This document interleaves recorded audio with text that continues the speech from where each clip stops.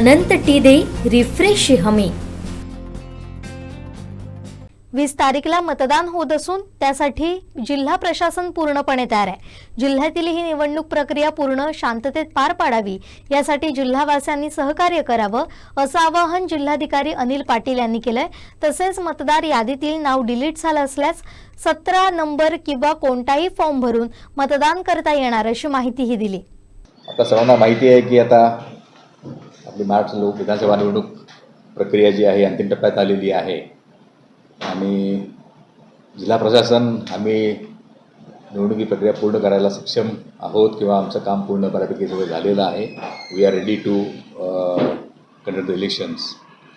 तर इलेक्शनच्या या अनुषंगाने शेवटच्या 2 दिवसामध्ये काही गडबड होऊ नये आणि प्रक्रिया सुरळीत पार पाडावी म्हणून आम्ही प्रयत्न करतच आहोत।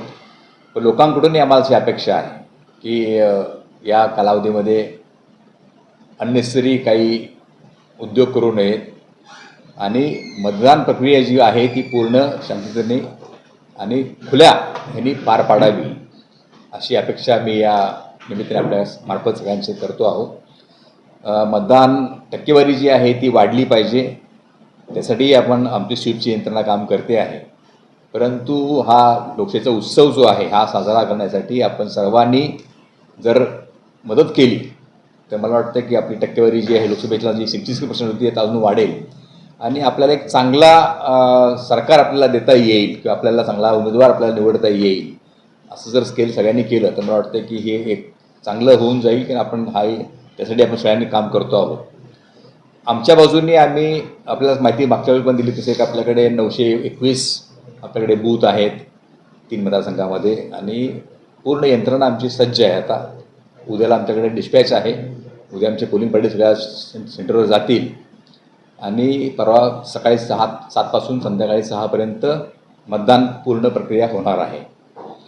तर ही प्रक्रिया आमच्या बाजूने तरी आम्ही पूर्ण पारदर्शकपणे आणि निष्पक्षपातपणे पाडायला प्रयत्न करतो आहोत।